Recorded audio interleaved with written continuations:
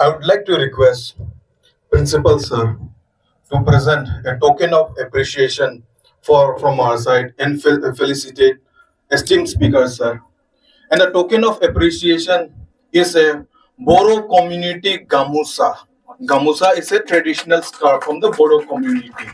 It is black in color and it has traditional motifs.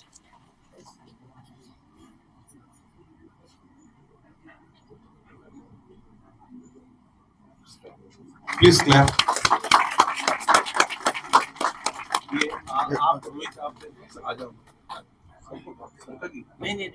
Circle और है अलग अलग गमछा है ये असमी गमछा है ऐसे ही अच्छा ऐसे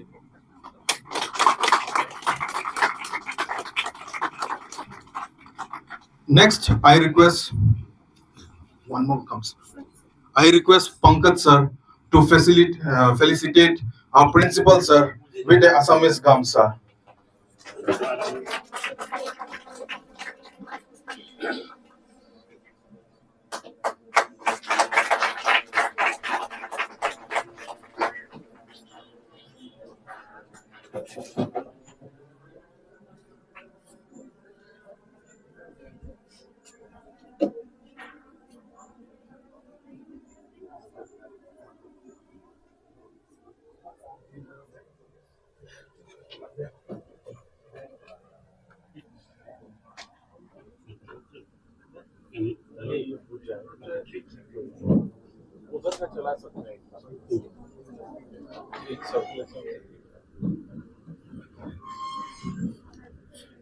Next, I would like to request Monica ma'am to felicitate Pankaj sir with a Dimasa Gamsa. This Gamsa belongs from my community.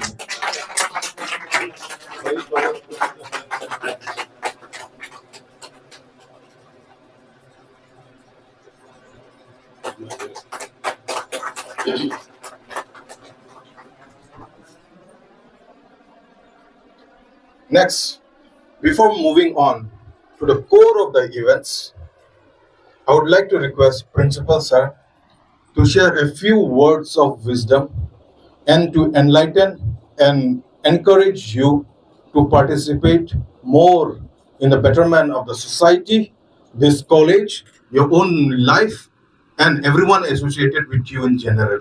So, Principal Sir, please.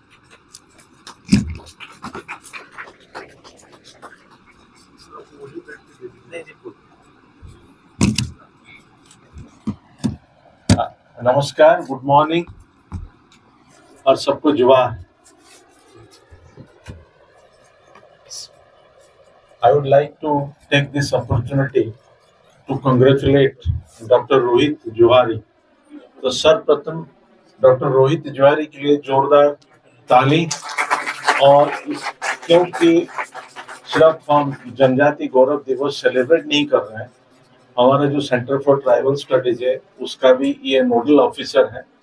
और जब से कॉलेज में आया है हम लोगों का निरंतर प्रयास है कि कुछ ना कुछ नई चीज जरूर करें.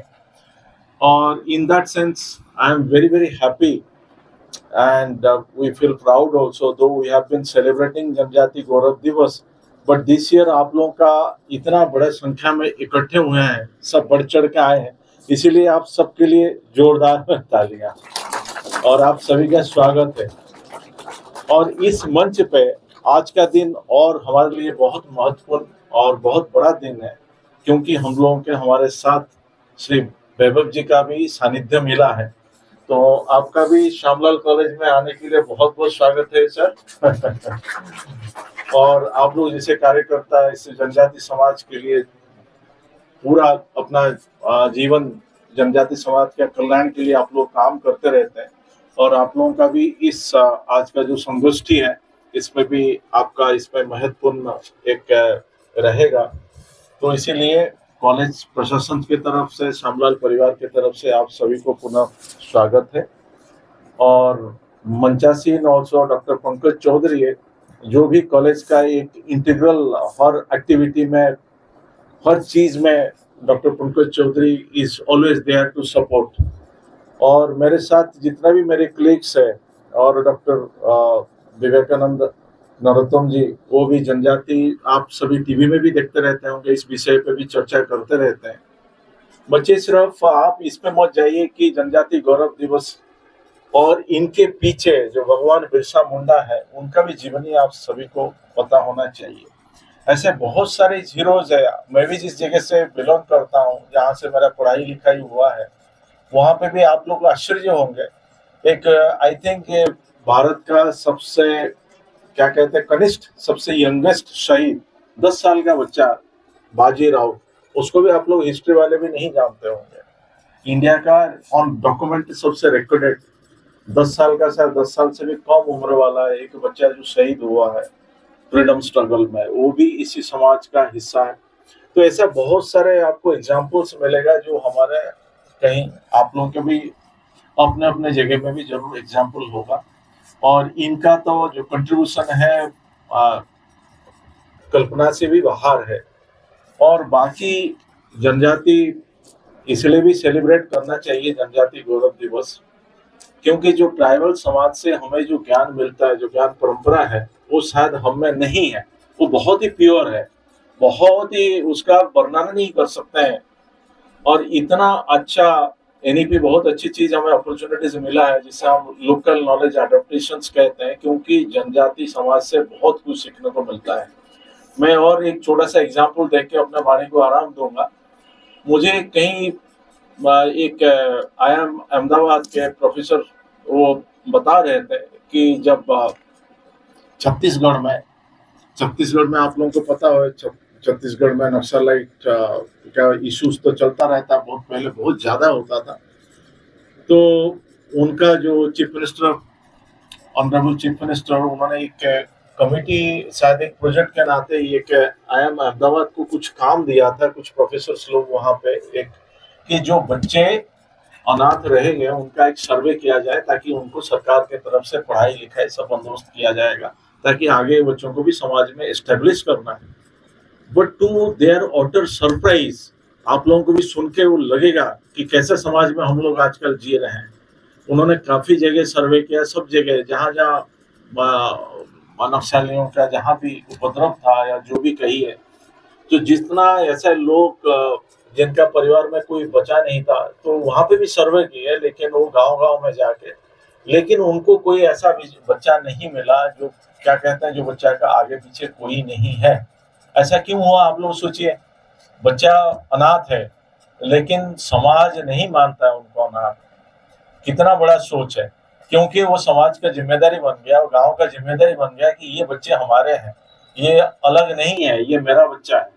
तो ये सिर्फ जनजाति समाज में आप कल्पना कर सकते हैं और किसी समाज में नहीं है, क्योंकि बच्चा का जो पालन पोषण सब कुछ अपना पड़ोसी ने, अपना गांव वालों ने जिम्मेदारी ले ली, तो किसी को वो ऑफिशियली अनाथ डिक्लेयर नहीं कर रहे हैं। इससे बढ़िया कौन सा सीख मिलेगा। ये ट्राइबल ऐसे ज्ञान परंपरा बहुत है इनके पास, पूरा प्योर है, और कभी झूठ नहीं बोलना, इस ड्यूटी बहुत सोसाइटी जिसकी बात चलती आ रही है, अभी एनईपी में भी लिखा हुआ है। हम तो राइट्स की बात करते हैं, ड्यूटी की बात नहीं करता है। ये भी इनसे बहुत बड़ा सीख मिलना चाहिए हम लोगों को, झूठ नहीं बोलना। छोटे छोटे कितना बड़ा इसका डीप मीनिंग है। तो इसी शब्द के साथ once again I welcome you sir. Vaibhav ji के लिए जोरदार तालियां, और इस विषय पे जो अपना जीवन इसी विषय पे और इनका कल्याण के लिए लगा है, तो उनसे भी हम लोग सुनेंगे। उसी के साथ साथ आप सभी को जनजाति गौरव दिवस के हार्दिक बधाई, सभी को शुभकामनाएं। नमस्कार।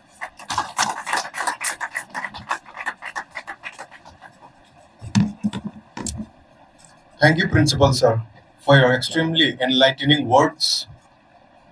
Before proceeding further and giving an introduction about our esteemed speaker, I would like to take his permission for me to speak for just a minute about my own community, which is Dimasa community.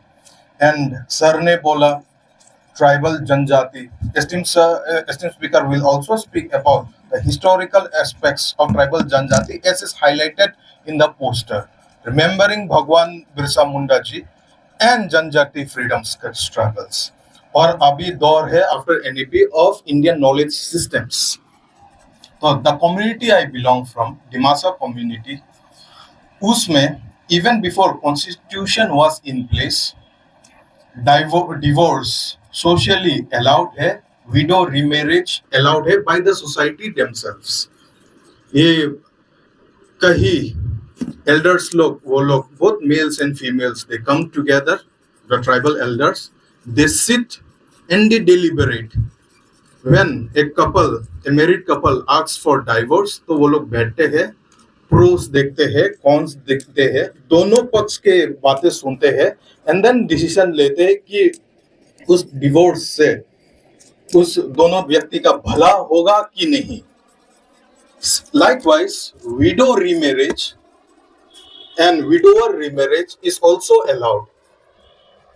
Before Constitution gave us the right.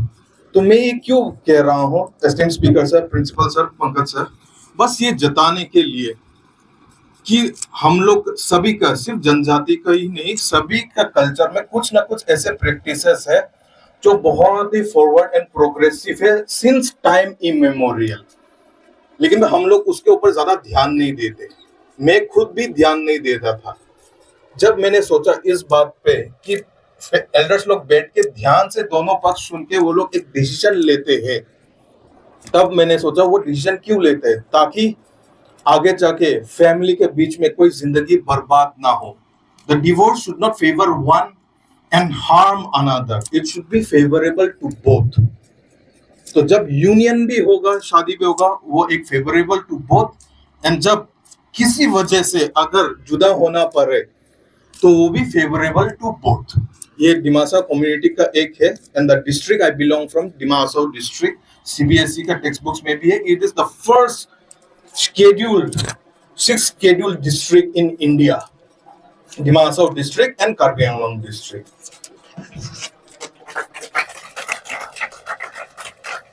Going forward to introduce our esteemed speaker, Sri Vaibhav Sorangi ji is a social activist, and by academic education and training he is an engineer, but has dedicated his life to the cause of the tribal society Janjati in India. At present, he is the Yuva Karya Pramukh at Akhil Bharatiya Vanvasi Kalyan Ashram. It is a non-governmental organization. Non-governmental also implies it is not for profit. So he has dedicated his life to the upliftment of tribals, not for profit, but dedication. This particular word itself deserves one more round of applause for him.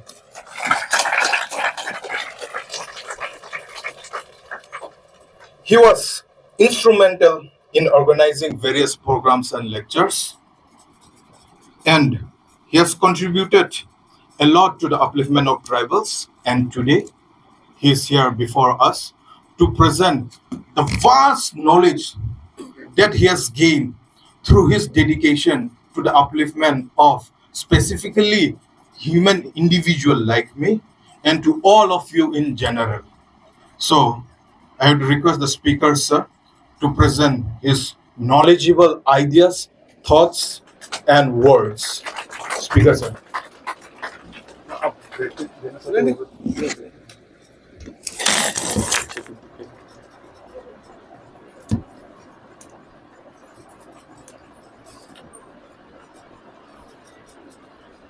Shyamlal college के अपने इस जनजातीय गौरव दिवस जो भगवान बिरसा मुंडा की 150वीं जयंती के अवसर पर मनाया जा रहा है, इस अवसर पर मंच पर उपस्थित आदरणीय प्रिंसिपल सर, आदरणीय पंकज जी, बहुत अच्छा संचालन करने वाले आदरणीय रोहित जी, वो बोल रहे थे, ऐसा लग रहा था कि वही बोले तो ज़्यादा अच्छा है क्योंकि वो उस कम्युनिटी से आते हैं।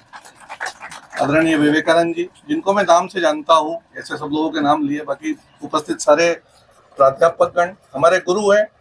उन्होंने बोल दिया मैं सोशल एक्टिविस्ट तो हूँ, एक्टिविस्ट नहीं, सोशल वर्कर ठीक है। और एनजीओ का बोला तो एनजीओ की जगह वॉलेंटरी ऑर्गेनाइजेशन हो सकता है कल्याण आश्रम। एनजीओ तो फिर भी गवर्नमेंट की योजनाओं को इम्प्लीमेंट करने वाले संस्थान रहते हैं, लेकिन वॉलेंटरीली काम करने वाला एक ऑर्गेनाइजेशन कल्याण आश्रम, उसमें मैं भी काम करता हूँ। सभी उपस्थित छात्र छात्राएं, विषय नया है, जनजातियों के लिए चर्चा करने के लिए दिल्ली में कार्यक्रम रखा तो विवेकानंद जी बोले, मुझे लगा था कि हॉल भरेगा कि नहीं, पर बाहर से ऐसा ओवरफ्लो था कि अंदर बैठने की जगह नहीं मिल रही है। तो भारत की जनजातियों में इतनी रुचि हमारी है, ये देख के दिल्ली में जहाँ कोई जनजातियां निवास नहीं करती है वहां पर भी जनजातियों को लेके आप लोगों की जो रुचि देख रहा हूँ, इसलिए मैं आप सबको मेरी ओर से प्रणाम करता हूँ। रोहित जी जैसा बोल रहे थे, चूंकि वो उधर से आते हैं, तो वो वर्णन कर रहे थे कि दिमासा कम्युनिटी में किस प्रकार की सामाजिक व्यवस्था है। तो वहाँ वो वर्णन कर रहे थे डाइवर्स का। एक जनजातीय महिला से मैं बात कर रहा था, उनके कम्युनिटी के बारे में वॉरियर एल्विन ने बहुत कुछ लिखा है। तो उनसे मैं बात कर रहा था कि वॉरियर एल्विन ने घोटुल के बारे में ऐसा लिखा है, तो उन्होंने कहा कुछ तो ठीक लिखा है कि ज्यादा चीजें गलत लग रही है इसमें। क्या गलत है? उन्होंने कहा हमारे यहाँ शादी टूटना, इन्होंने बताया वो टूटने की प्रक्रिया इतनी अच्छी इसलिए हो पाती है क्योंकि शादी होती कैसे है, तो शादी होते समय भी समाज के लोग बैठते हैं। दो लड़के लड़की आपस में शादी कर लेते ऐसा नहीं होता, दो परिवार आपस में शादी कर लेते ऐसा भी नहीं होता। दोनों गांवों के या दोनों गांवों के समाज प्रमुख बैठ के वो शादी तय करते हैं, और इसलिए वो जब डाइवर्स होना भी है तो बैठ के आसानी से डाइवर्स होता है।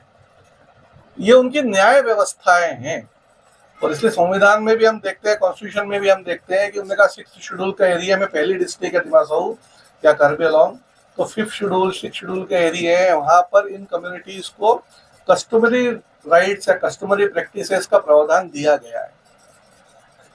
लेकिन क्या इतना अच्छा न्याय देने वाले लोग भी हम ऐसा मान सकते हैं कि अज्ञानी होंगे? जनजातियों की न्याय व्यवस्था जब हम देखते हैं तो वो केवल दिमासा जनजाति में है ऐसा नहीं है, पूरे देश में, चाहे वो भील है, चाहे गोंड है, चाहे वो दूसरी जनजातियां हैं, न्याय व्यक्ति को एक दिन में मिलता है। और न्याय मिलता है मतलब केवल दंड का प्रावधान है ऐसा नहीं है, तो झगड़ा भी खत्म होता है। न्याय हो गया तो झगड़ा भी खत्म हो जाता है। महिलाओं की स्थिति कैसी है? तो उन्होंने कहा कि विधुर मतलब पुरुषों का विवाह होता है शादी टूटने के बाद, तो महिलाओं का भी विवाह हो जाता है, उसमें कोई परेशानी नहीं है। इतनी समानता है। किस प्रकार का समाज होगा, कैसा उसका इतिहास होगा, कैसा उसका गौरवशाली इतिहास है, वास्तव में ये स्मरण करने के लिए आज का दिन है, क्योंकि एकेडमिक्स में ये सब चीजें आती नहीं है, इसके ऊपर बहुत कुछ लिखा नहीं गया है, और इसलिए जनजातियों का भी कुछ गौरवशाली चीजें हैं ये हम जान नहीं पाते। विशेषकर ट्राइबल्स के बाद भी गौरवशाली कुछ है क्या? अभी तक हम यही सुनते आ रहे हैं कि वो कोई ऐसा समाज है जिसको मेन स्ट्रीम में आना है, मुख्य धारा में अभी आना बाकी है, या फिर ये सुनते आ रहे हैं कि कोई ऐसे लोग हैं जिनको अभी सभ्य होना बाकी है, सिविलाइज्ड होना बाकी है, ऐसा भी कई बार सुनने में आता है। जाके जब देखते हैं तो ऐसा लगता है कि इनसे ज्यादा सिविलाइज्ड कोई है क्या? शायद शहर के लोगों को सभ्यता सीखना है तो वहां जाके तो नहीं सीखना पड़ेगा, कई बार ऐसा लगता है। ऐसा क्यों हो रहा है? क्योंकि उनके बारे में जो कुछ लिखा गया है वो सही नहीं है। आज भी जो रिसर्च हो रहे हैं वो ज्यादा सेकेंडरी डाटा पे ही हो रहे हैं। दिल्ली के लोग जनजातियों के ऊपर पुस्तकें लिख रहे हैं, पर 4 पुस्तकें पढ़ के 5वीं लिखते हैं, वहां जाके कोई नहीं लिखता। कल पेपर प्रेजेंट हो रहे थे जेएनयू में, तो एक स्टूडेंट ने जो पीएचडी कर रहा है उसने भील ट्राइब्स की भगोरिया के ऊपर एक पेपर प्रेजेंट किया। जो कुछ बोल रहा था सब गलत था, पर किताबों में वही लिखा है। मैं तो वहां रहा हूं 15 साल, एक एक शब्द गलत था उसका। उस ट्राइब के लोगों से पूछेंगे तो कहेंगे कि ऐसा कुछ भी नहीं होता हमारे यहाँ, पर हम देखेंगे कि वो लिखा हुआ है। रिसर्चर्स ये नहीं बोल रहे, आवाज नहीं जा रही, ठीक है। तो वास्तव में नए सिरे से लिखने की आवश्यकता है, प्राइमरी डाटा इकट्ठी करने की आवश्यकता है। जब रिसर्चर्स से बात करो तो वो कहते हैं अच्छा वहां जा सकते हैं क्या? तो वहां क्यों नहीं जा सकते? नहीं, वो बात करेंगे क्या? तो क्या हम उनको कैमरे से ही देखना चाहते हैं? हम उनको फिल्मों में ही देखना चाहते हैं?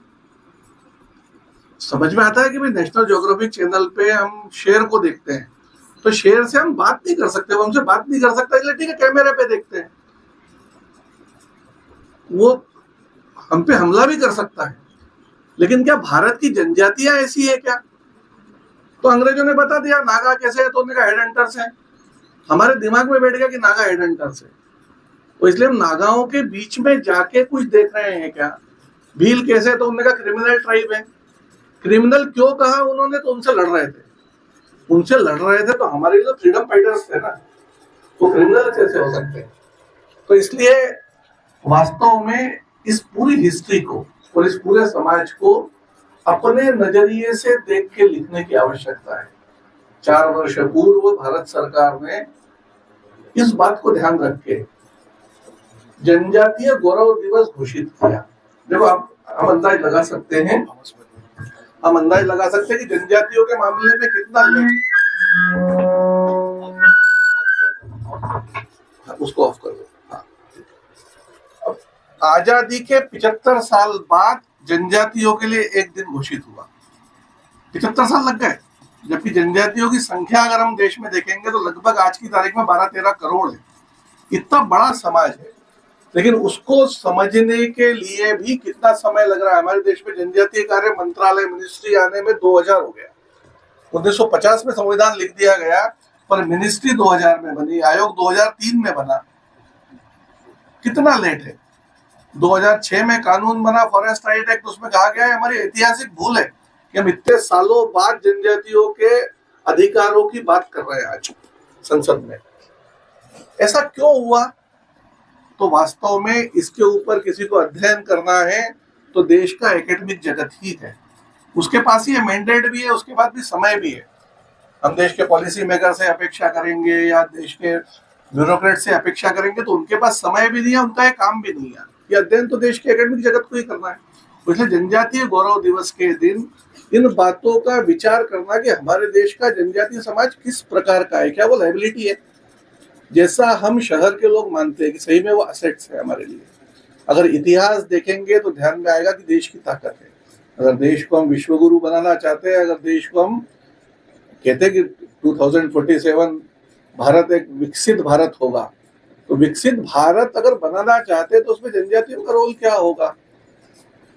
वास्तव में इसके लिए उनका इतिहास देखना बहुत जरूरी है कि किस प्रकार का इतिहास रहा है, कैसा समाज है, कैसी विशेषताएं, कैसी व्यवस्थाएं हैं, क्या हम उनसे सीख सकते हैं, क्या हम अपने मूल की तरफ देखेंगे तो हम भी वही थे क्या, अगर हम जिन चीजों की बात करते हैं वहां वैसा ही था क्या, आज भी वहां वैसा प्रैक्टिस में है क्या, ये ध्यान में आएगा। हम अंग्रेजों से भारत के आजादी के आंदोलन की बात करते हैं तो हम ये पाते हैं कि जब अंग्रेजी राज्य का विस्तार प्रारंभ हुआ इस देश के अंदर, तो प्रारंभ से ही लड़ने वाले जनजातीय लोग थे। यानी हम जब हिस्ट्री पढ़ते हैं अपनी, तो हम ये पढ़ते हैं कि 1757 में प्लासी की लड़ाई में उन्होंने सिराजुद्दौला को हरा दिया, बंगाल के नवाब को। वो लड़ाई तो उनको लड़नी पड़ी, लड़ना नहीं चाहते थे ईस्ट इंडिया कंपनी वाले, पर लड़नी पड़ी तो सिराजुद्दौला हार गया। दूसरी लड़ाई बक्सर की हुई तो बक्सर में मुगल भी उनसे हार गए। 1772 के आते आते ऐसा हो गया कि अब इस देश में ईस्ट इंडिया कंपनी का राज्य ही रहेगा, इसलिए बंगाल से नवाब हट गया और उसकी जगह गवर्नर जनरल वॉरेन हेस्टिंग आ गए और एक रेगुलेटिंग एक्ट भी आ गया कि इस एक्ट के सहारे यहाँ पर शासन किया जाएगा। पहला एक्ट आ गया। लेकिन हम देखते हैं कि 1772 में शासन शुरू हुआ और 1780 में पहला पहाड़िया विद्रोह उस बंगाल प्रेसिडेंसी में हो गया, जिसका नेतृत्व कर रहे थे तिलका मांझी। पहला क्रांतिकारी इस देश का अगर कोई था जिसने पहले अंग्रेज कलेक्टर की हत्या कर दी अपने क्षेत्र में, तो वो थे तिलका मांझी। 1780 से प्रारंभ हुआ ये जो आंदोलन था तिलका मांझी का, ये 5 साल तक चलता रहा। तो वहां पर अगस्टिन क्विनलैंड नाम के अंग्रेज अधिकारी, जो सबसे बड़े अंग्रेज अधिकारी थे उस एरिया के, उनकी हत्या कर दी गई वहां तीर से। कितना गुस्सा होगा अंग्रेजों के मन में, जिनके सामने मुगल एम्पायर नहीं टिक पाया। बक्सर की लड़ाई में 2 घंटे में ही खत्म हो गया। जिनके सामने सिराजुद्दौला तो ताश के पत्ते की तरह उड़ गया, पता ही नहीं चला कहाँ गया। उनको एक ऐसा आदमी चुनौती दे रहा था जिसके पूरे तन पे पूरी धोती भी पहने हुए नहीं था, आधी धोती पहने हुए जो लोग थे वो चुनौती दे रहे थे। इसलिए जब तिलका मांझी को पकड़ा गया 1785 में, तो 4 घोड़ों पे पीछे बांधा और घसीटते हुए भागलपुर तक लेके आए 40 किलोमीटर तक। क्या बचा होगा? वो जो बचा हुआ शरीर था उसका अधमरा था कि 75% मर गया होगा, कितना होगा, उसको भागलपुर के बीच चौराहे पे बढ़ के पेड़ से लटका के फांसी दे दी। आज भी भागलपुर में हम जाएंगे तो उस चौराहे को लोग बोलते हैं तिलका मांझी चौक है। ये था रूल ऑफ लॉ। रूल तो आ गया था, हम देते 1772 में रेगुलेटिंग एक्ट आ गया था, पर 1785 में भी तिलका मांझी को पकड़ के लाए, 4 घोड़ों के पीछे बांधा, घसीटते हुए लेके आए 40 किलोमीटर और लाके सारे भागलपुर को इकट्ठा किया और तिलका मांझी को बड़ के पेड़ से लटका के फांसी दे दी। इनसे संघर्ष करना था, पर तिलका मांझी की फांसी ने संथाल और पहाड़िया समुदायों में प्रेरणा का काम किया, क्योंकि आज भी तिलका मांझी की याद में लोग गीत गाते हैं वहां के। तिलका, हम देख रहे थे कि तुम्हारे शरीर के किस हिस्से से खून नहीं बह रहा था, तुम्हारा शरीर भी लगभग अधमरा हो चुका था, लेकिन ऐसी स्थिति में भी उनने तुमको हमारे आंखों के सामने बढ़ के पेड़ पे लटकाया। लेकिन हम देख रहे थे तुम्हारी आंखें भी लाल हो गई थी, लेकिन वो झुकी हुई नहीं थी, वो अंग्रेजों को घूर घूर के देख रही थी। ये प्रेरणा थी जिसको आगे तक संघर्ष की प्रेरणा बन के आगे बढ़ा। और इसलिए हम देखते हैं कि उस क्षेत्र में लगातार संघर्ष चले, मतलब ये संघर्ष थमे नहीं। तिलका मांझी को फांसी देने से थम गया ऐसा नहीं है, आगे बढ़ते चले गए। और 1930-31 का कोल विद्रोह अगर हम पढ़ेंगे तो हमको ध्यान में आया कि बुद्धू भगत उसका नेतृत्व कर रहे हैं, जो उराव कम्युनिटी से आते थे। उन्होंने संगठित फौज खड़ी कर ली, गुरिल्ला वॉर प्रणाली विकसित कर ली, अंग्रेजों के अधिकारियों पे हमले होने लगे, अंग्रेजी संस्थानों पे हमले होने लगे। और जब 1-2-3 साल चला तो अंग्रेजों ने जब बुद्धू भगत को गिरफ्तार करने के लिए एक गांव को घेरा जहाँ बुद्धू भगत ठहरे हुए थे, तो उस लड़ाई में सैकड़ों लोग मारे गए, लड़ते हुए मारे गए। बुद्धू भगत तो उसमें शहीद हुए ही, पर उनके दोनों बेटे हलदर और गिरधर ये मारे गए उसमें। उनकी 2 बेटियां थी, रुनिया और धुनिया, ये भी इस लड़ाई में मारी गई लड़ते लड़ते। हम ये देख सकते हैं कि ये संघर्ष कम्युनिटी वाले थे। सिद्धो कान्हो 1855 में खड़े हुए संथाल विद्रोह में, तो अंग्रेजी रिकॉर्ड लिखते हैं कि उस भगनाडीह गांव में 30 जून 1855 के दिन जब सिद्धो कान्हो ने इकट्ठा लोगों किया तो 10,000 से ज्यादा संथाल इकट्ठे हुए। अब ये संथाल भाषण सुनने के लिए इकट्ठे नहीं हुए थे, क्योंकि 10,000 के लिए माइक नहीं था वहां, ये लड़ने के लिए इकट्ठे हुए थे अंग्रेजों के खिलाफ। तो इसलिए अगले 1.5 साल जब संथाल विद्रोह चला 1855-56 में, तो उसमें हजारों संथाल मारे गए। ये रिकॉर्ड है सारा। कविवर रविंद्रनाथ टैगोर ने लिखा कि ये संथाल क्रांति थी जिसने भारत के प्रथम स्वतंत्रता संग्राम की प्रेरणा बनी। संथालों ने लोगों को बताया कि अंग्रेजों से लड़ा जा सकता है। 1855-56 की ये क्रांति प्रेरणा बनी, तब 1857 का इतना बड़ा स्वतंत्रता संग्राम हुआ। लड़ने वाले कौन थे? सिद्धो कान्हो नेतृत्व कर रहे थे, दोनों भाई। वो दोनों भाई तो उसमें शहीद हुए ही, पर उनके 2 और भाई थे, चांद भैरव, वो भी मारे गए। उनकी 2 बहनें थी, फूलो और झानो, इनको भी फांसी हुई, आम के पेड़ पे लटका के इनको फांसी दी गई। और फांसी के समय इनको बताया क्या गया कि इन फूलो झानो ने 21 अंग्रेज अधिकारियों की हत्या की। अब ऐसी कोई लड़कियां थी जिन्होंने 21 अंग्रेज अधिकारियों की हत्या की है, लेकिन क्या ये फूलो और झानो को कोई लोग जान रहे हैं देश में? 1855-56 में इस प्रकार का काम करने वाली फूलो झानो को शायद देश के झारखंड के कुछ लोग जानते हैं, क्योंकि किसी यूनिवर्सिटी का नाम फूलो झानो के नाम पे आ गया है, तो थोड़े लोग जानने लगे। लेकिन क्या ये इतिहास हमारे यहाँ के लोगों ने नहीं पढ़ना चाहिए कि महिलाओं का इतना बड़ा योगदान? मतलब असेंबली में भगत सिंह ने दिल्ली में बम फेंके तो ये बोला कि ये बम तो केवल आवाज और धुआं ही करते थे, फेंका क्यों? कोर्ट पे पूछा, उन्होंने कहा इसलिए फेंका कि हमारे समुदाय के जो युवा हैं वो जागरूक हो जाए कि इस देश से अंग्रेजों को भगाना है। 1930 की घटना है। 1855 में भी, उसके 70 साल पहले, 80 साल पहले सिद्धो कान्हो को ये समस्या नहीं थी जो भगत सिंह के सामने दिख रही थी कि कम्युनिटी के लोग साथ नहीं आ रहे। सिद्धो कान्हो के साथ हजारों लोग खड़े थे। कारण क्या था? जो रोहित जी ने बताया, वहां पर लिविंग कम्युनिटी का है, व्यक्तिगत लिविंग नहीं है। हम सारी अपनी पढ़ाई में व्यक्तिगत लिविंग का ही प्रमोशन करते जा रहे हैं। मोटिवेशन भी हम यही दे रहे हैं कि क्यों पढ़ रहा है बेटा, बड़े आदमी बन जाओ। उसको बड़े आदमी बनना ही नहीं है, उसको अपनी कम्युनिटी के साथ रहना है, सबके साथ चलना है उसको। क्या हमारा ये मोटिवेशन उसके काम आता होगा?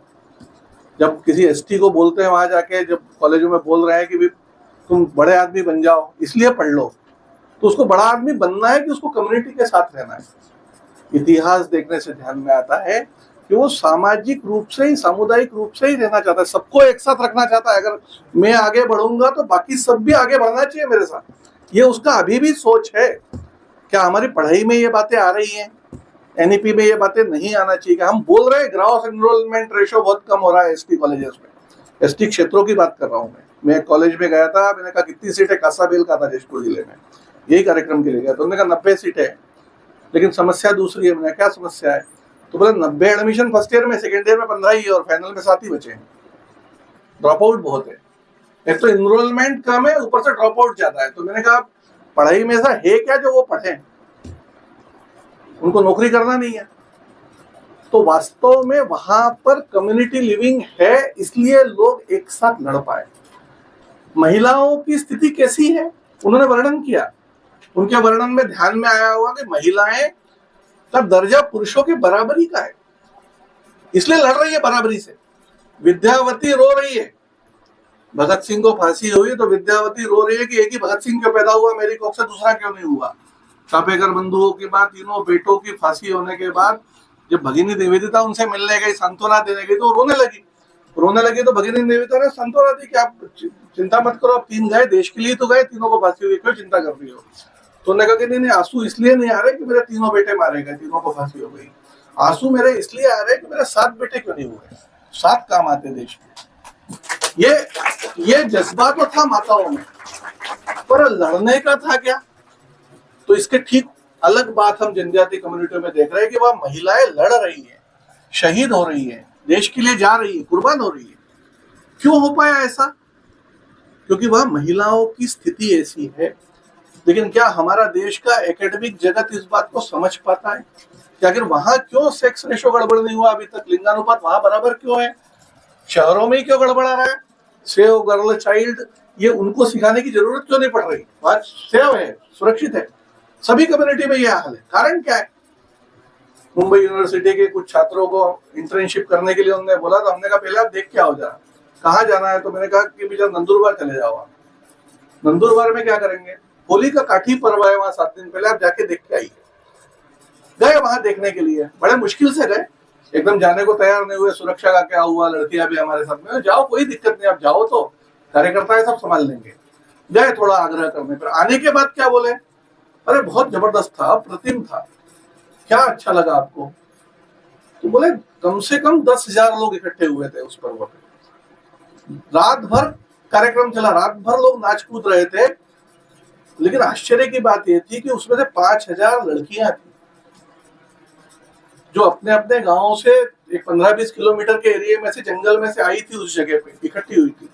वहां पर लाइट नहीं थी, और अगर कोई नहीं था तो वहां पर पुलिस नहीं थी। क्या हम कल्पना कर सकते कि ऐसे भी कार्यक्रम होते जिसमें 5,000 लड़के हैं, 5,000 लड़कियां हैं, कोई पुलिस नहीं है, लाइट नहीं है, रात भर कार्यक्रम चल रहा है और बहुत अच्छे से चल रहा है? क्या दिल्ली में होली में लड़कियां बाहर निकलने का सोच सकती है? लड़कों के लिए चुनौती नहीं हो जाएगी? लेकिन अगर ये सीखना है कि महिलाओं का सम्मान कैसे करना है, तो भारत की जनजातियों से हम आज भी सीख सकते हैं। ये कोई पुरानी बात नहीं है। आज भी भगोरिया को देखने जाएंगे तो भगोरिया हाट के अंदर आधी लड़कियां ही मिलेंगी, परंपरागत वेश पहन के आई हुई है, गहने पहन के आई हुई है, नाच रही हैं, वो वैसी ही दिख रही है जैसे लड़के हैं। ये क्या हम देख पाते हैं? क्या देखने में कितनी गलतियां करते हैं, ये ध्यान में आता है रिसर्च पेपर पढ़ के। इस बात को हमको देखने की आदत ही नहीं है कि हाट के अंदर लड़के और लड़कियां एक साथ रह सकते, इसको ही सभ्य समाज कहते हैं। सभ्य उसे नहीं कहते जिसमें लड़कियां घर में बंद रखनी पड़ती है। ये हमको देखने की आदत नहीं बची, और इसलिए भगोरिया में जब देखते हैं कि वो साथ में नाच रहे हैं तो अधिकांश लिखते हैं कि ये प्रणय पर्व है, लड़के लड़कियों को इच्छा से भगा के ले जाते हैं। ये लिखा हुआ मिलता है अपनी किताबों में, जबकि यहाँ वहां कुछ भी नहीं है। एक रिसर्चर से मैंने भेज दिया, क्यों लिखते हो, जाके देखो ना। तो बोले ऐसा ही है। मैंने कहा आपने जाके देखा क्या? हाँ देखा है मैंने। कौन सा भगोरिया देखा आपने, बताओ मेरे को। तो बोला नहीं मैंने सुना है, पढ़ा है। अरे देखो ना जाके। नहीं आप बोल रहे हो अभी नहीं होता होगा, पढ़ लिख गए, लेकिन पहले होता होगा। मेरे साथ उस समय भील समाज का एक कार्यकर्ता था। मैंने कहा ये मिथुन मकवाने भील समाज के हैं, एमए पढ़े लिखे हैं, सामाजिक कार्यकर्ता, इनसे पूछा। मैं नहीं हूँ ट्राइबल इसलिए। उन्होंने कहा नहीं हमारे यहाँ तो ऐसा बिल्कुल भी नहीं होता है। तो बोले पहले होता होगा। अरे सुन के हमने अपने दादा दादी सबसे पूछ लिया, हमारे कभी ऐसा नहीं हुआ है। कारण क्या है? हमारे समाज को कभी ऐसा देखने की आदत ही नहीं है। जब हम देखते हैं कि वहां पर लड़कियों की स्थिति अच्छी है, वहां भ्रूण हत्या नाम की कोई चीज नहीं है, इसको हम सहन नहीं कर पाते। एक रिसर्चर ने लिख दिया कि वो इसलिए नहीं है क्योंकि लड़कियां वहां दहेज मिलता है। मतलब वो इस बात को सहन करने को तैयार नहीं है कि वहां लड़कियों का सम्मान ज्यादा है। वो उसमें भी ढूंढ रहा है कि वहां दहेज क्योंकि उल्टा मिलता है, लड़कियों को दहेज मिलता है, कितना थोड़ा मिलता है, और सम्मान में वो इतने दिनों तक आपने पाल पोस के हमारे लिए एक लड़की बड़ी की है, तो हमारी ड्यूटी है कि हम आपको कुछ पैसे दें। इसलिए वो पैसे देते, उल्टा दहेज देते हैं थोड़ा सा। लेकिन वो कह रहा है भील समाज में लड़कियां ज्यादा इसलिए क्योंकि वहां लड़कियों का दहेज मिलता है, लड़कियों को बेचते हैं। ये लिख दिया उसने, वो वधु मूल्य है। तो यहाँ वर मूल्य बोलेंगे कि लड़के बिकते हैं, ऐसा बोलेंगे कि दहेज में? ये हम नहीं बोलेंगे, उनके बारे में लिखते वधु मूल्य लेते हैं, लिखा हुआ है। कारण क्या है? हम इस बात को समझ नहीं पाते कि वास्तव में भारतीय समाज कैसा था। हम भी वैसे ही थे, हम ऐसे हो गए विदेशियों के संपर्क में आके या आक्रमणों के कारण। हम वैसे ही थे, हमारे महिलाओं का सम्मान वैसा ही था। पर आज अगर हमको देखना है तो वहां देख सकते हैं, जाके देखना पड़ेगा। 1857 की क्रांति देश में हुई, हमको यही पढ़ाया जाता रहा कि ये राजाओं का विद्रोह था। झांसी की रानी इसलिए लड़ी कि उनका राज्य जा रहा था, नाना साहब पेशवा इसलिए लड़े कि वो अपना राज्य चाहते थे। लेकिन जब 1857 को हम जनजातीय क्षेत्रों में देखते हैं, छत्तीसगढ़ में जाके पूछते हैं कि 1857 के पहले क्रांतिकारी छत्तीसगढ़ के कौन है, तो बच्चा भी उत्तर दे देगा वीर नारायण सिंह। वीर नारायण सिंह बिंझवार जनजाति से आते थे, अंग्रेजों की जेल तोड़ के भागे, क्रांति की, 2000 लोगों की फौज इकट्ठी की। जब पकड़े गए तो रायपुर के बीच जय स्तंभ चौक पर उनको फांसी दे दी गई। और ये वापस जिंदे होके भाग ना जाए, क्योंकि एक बार भागे हुए हैं, इसलिए उनके उस शव को तोप के मुंह से बांध के उड़ा दिया। उनके गांव में आग लगा दी, सारे लोग भाग गए गांव से। ये स्थिति की, ये आने वाला वीर नारायण सिंह छत्तीसगढ़ का जनजाति समुदाय से था। उड़ीसा में जाके पूछेंगे तो लोग कहेंगे सुरेन साय लड़े, 7 साल तक लड़ते रहे। हजारीबाग की जेल तोड़ के आए और संबलपुर के सुरेन साय लगातार लड़ते रहे अंग्रेजों से। सुरेन साय कौन थे? झारखंड में जाके पूछेंगे, वो कहेंगे नीलांबर पीतांबर 1857 में लड़े। नीलांबर पीतांबर खेरवार जनजाति से आते थे, दोनों भाई, वो लड़े। जबलपुर में जाके पूछेंगे तो कहेंगे हमारे शंकर शाह रघुनाथ शाह लड़े। शंकर शाह रघुनाथ शाह दोनों चाचा भतीजे थे, गोंड कम्युनिटी से आते थे। दोनों को पकड़ा और तोप के मुंह में बांध के उड़ा दिया। जो कुछ चिथड़े बचे थे उसको उनकी शंकर शाह की पत्नी फूलको और साथ में इकट्ठा किया, उसका अंतिम संस्कार किया और स्वयं लड़ी बाद में। गोंड कम्युनिटी के थे। आप मध्य प्रदेश में इंदौर के आसपास जाके पूछेंगे, लोग कहेंगे भीमा नायक लड़े, खाजा नायक लड़े, रघुनाथ सिंह मंडलोई लड़े। कौन थे? सब भिलाला थे या भील थे। लोग जानते नहीं, इतने अनसंग हैं कि बड़वानी कॉलेज का नाम 20 साल पहले भीमा नायक स्नातकोत्तर महाविद्यालय रखा गया। तो बड़वानी के लोग पूछ रहे थे भीमा नायक कौन है। यहाँ के भीमा नायक थे। जब बताया गया कि भीमा नायक जिनने तात्या टोपे के 1857 की क्रांति में सहायता की, उनको नर्मदा पार कराया, स्वयं क्रांति की, जब पकड़े गए तो काला पानी की सजा हुई और इनकी मौत काला पानी में ही हो गई। ऐसे भीमा नायक को उसके गांव के लोग नहीं जान रहे थे। 4 साल पहले जब जनजाति गौरव दिवस की घोषणा केंद्रीय कैबिनेट ने की, तो पहला कार्यक्रम करने के लिए प्रधानमंत्री नरेंद्र मोदी भोपाल गए। उस दिन अवसर था कि भोपाल में एक आधुनिक रेलवे स्टेशन देश का पहला बना था, उसका उद्घाटन था। जनजाति गौरव दिवस था, तो लोग सोच ही रहे थे किसी जनजाति नायक के नाम पे इसका नाम रखना चाहिए, इसलिए नाम रखा गया रानी कमलापति रेलवे स्टेशन। भोपाल के लोग पूछ रहे थे रानी कमलापति कौन है। बताया 300 साल पहले भोपाल की रानी थी। अच्छा, भोपाल में गोंडों का राज्य था क्या? हम तो मान रहे थे भोपाल नवाबों की नगरी।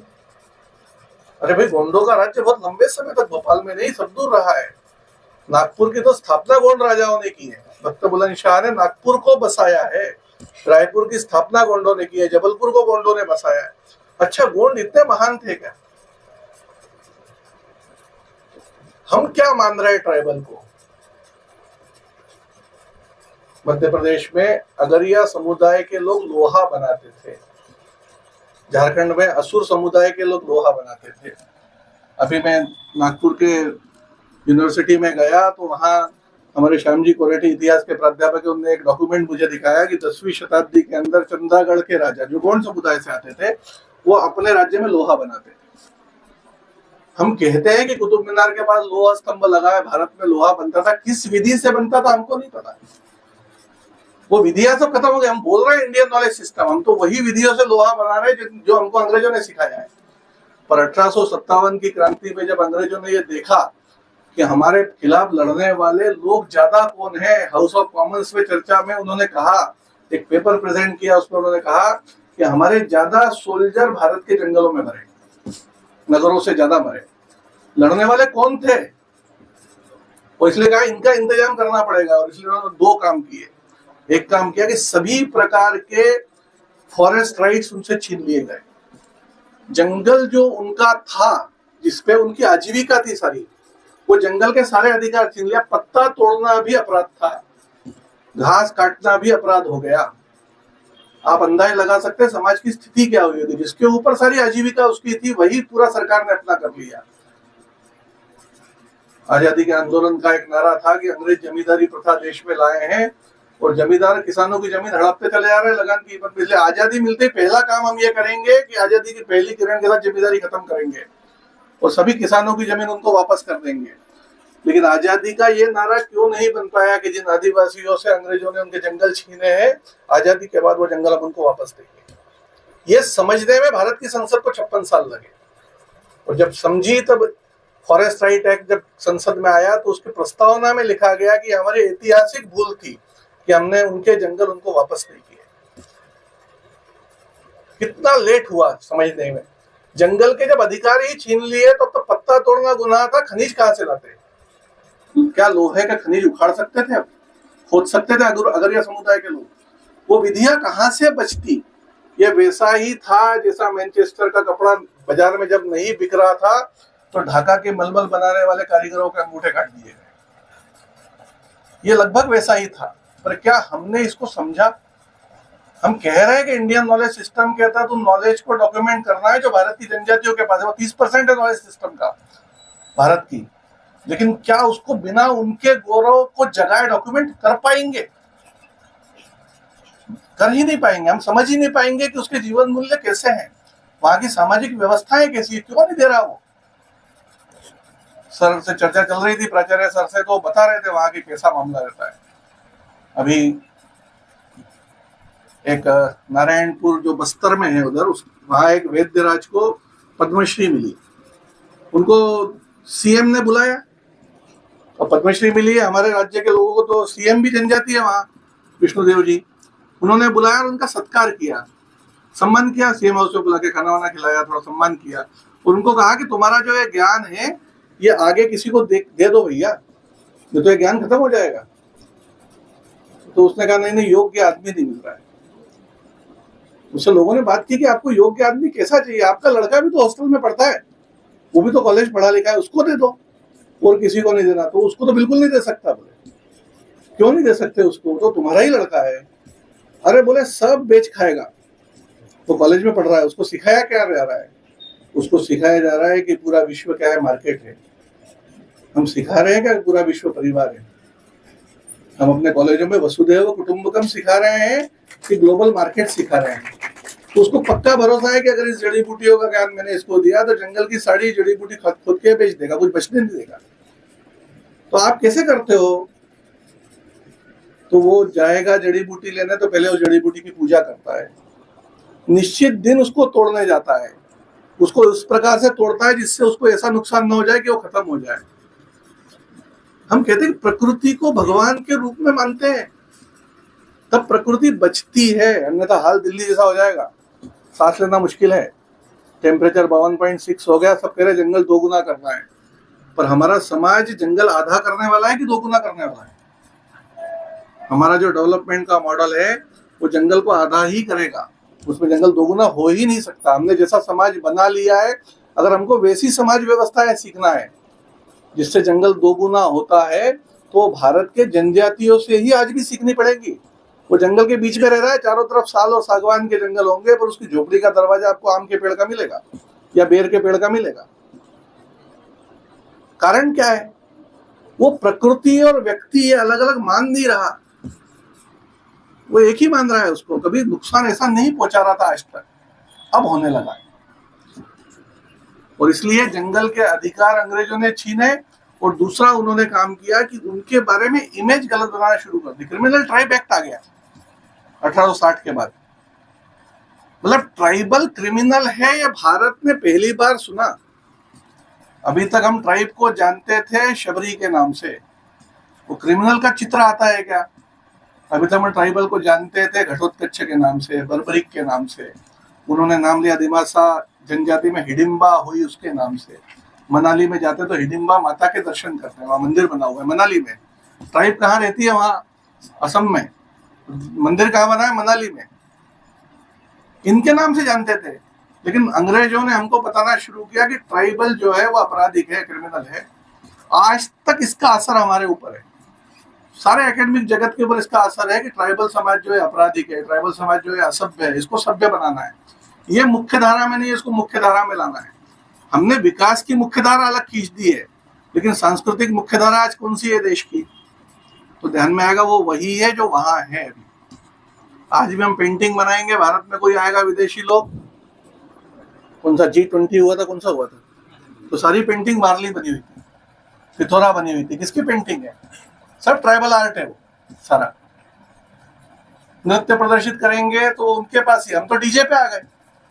वाद्य किसके पास है आज? भारत के वाद्य यंत्र उनके पास अभी भी सुरक्षित है, नृत्य कला अभी तक सुरक्षित है, समाज में है, म्यूजियम में नहीं है। समाज में वो सब चीजें हैं। वास्तव में इसको बचाने की जरूरत है। और ये बचेगी कब? ये तभी बचेगी अगर हम उसको कहेंगे अंधविश्वास है, तो बचेगी क्या? नहीं बच सकती। अगर कोई ज्ञान है उसको हम ज्ञान ही नहीं मान रहे, हम मान रहे अंधविश्वास है। वो सांप का काटे हुए को ठीक कर रहा है, हम बोल रहे हैं कि ऐसा ठीक हो ही नहीं सकता है, तो अंधविश्वास है आपका। तो वो ज्ञान बचेगा क्या? नहीं बच सकता। हमने तो अपनी आंखों से देखा है। हमारे जशपुर में 26 दिसंबर के दिन हमारा स्थापना दिवस रहता है, तो वहां बड़ी नृत्य प्रतियोगिता होती है, 10,000 लोग आके नृत्य करते हैं। दिक्कत यह है कि ऊपर मधुमक्खियों के छत्ते लगे, ये 10,000 ढोल जब बजते हैं तो वो उड़ती है और काटती है लोगों को।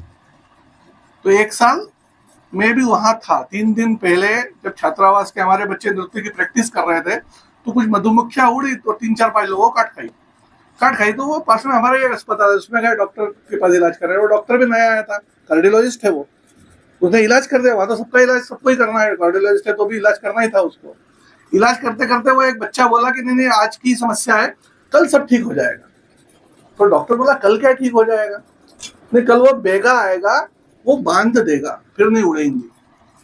तो बोले बेगा कैसे बांध देगा? तो डॉक्टर उससे पूछ रहा है बेगा कैसे बांध, ये MD है ना, बेगा कैसे बांध देगा मधुमक्खियों को? कल आएगा तब देखना आप। अब दूसरे दिन वो बेगा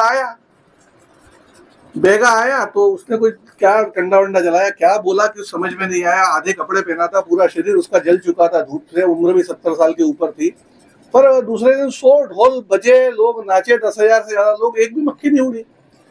जब डॉक्टर ने पूछा उससे बेगा से कि भैया जी आप कल की जगह परसों आ जाते, परसों बांध देते, तो वो 8-10 लोगों को पहले काटी थी, वो भी नहीं काटती। बेगा का जवाब वास्तव में देख रहा है। वो अनपढ़ था, लेकिन उसने कहा डॉक्टर बाबू वो उनका भी जीवन है, वो उड़ेंगी नहीं तो खाएंगी क्या? इसलिए मैं कभी भी इनको 24 घंटे से ज्यादा नहीं बांधता हूँ। बांधना मुझे आता है, पर मैं 24 घंटे से ज्यादा उनको कभी भी नहीं बांधता हूँ, क्योंकि उड़ नहीं पाएंगे तो खाएंगे क्या? वो उनका भी तो जीवन है। ये प्रकृति से लगाव है, इस प्रकार का ज्ञान वहां पर है। और इसलिए जिनके महापुरुष के जन्म के अवसर पर आज हमने एक कार्यक्रम आयोजित किया है, ये उस काल में हुए जिस काल में देश में एकदम निराशा का काल आ गया था।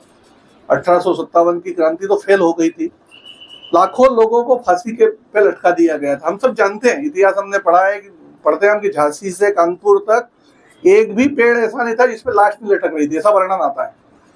रामजी गोंड को फांसी पे लटकाया तेलंगाना में निर्मल नाम के स्थान पे। आज भी निर्मल में जाके पूछेंगे तो वो बोलेंगे जो बड़ के पेड़ हैं चारों तरफ, इनको 1000 फांसी वाला पेड़ कहते हैं। क्यों कहते हैं? रामजी गोंड को जब यहाँ फांसी दी तो उनके साथ उनके 1000 से ज्यादा सैनिकों को यहाँ लटका दिया था।